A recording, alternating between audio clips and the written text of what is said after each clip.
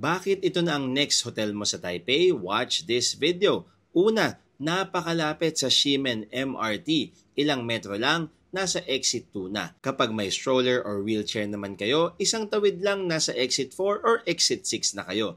Pangalawa, may 7-Eleven at local food stalls ito sa baba. Kaya kahit wala silang breakfast options, may mabibili naman kayo agad paglabas ninyo ng hotel.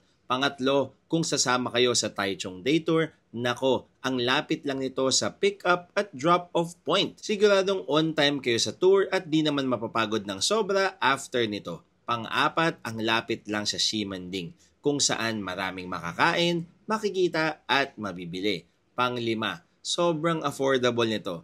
Room rates start at 2,000 plus pesos a night lang. Iscan na kagad ang QR code na ito para mabook ang airline in Ximen sa aming Klook Creator Shop. Maraming deals at discounts doon. Maraming salamat sa panonood. Until next time, bye-bye!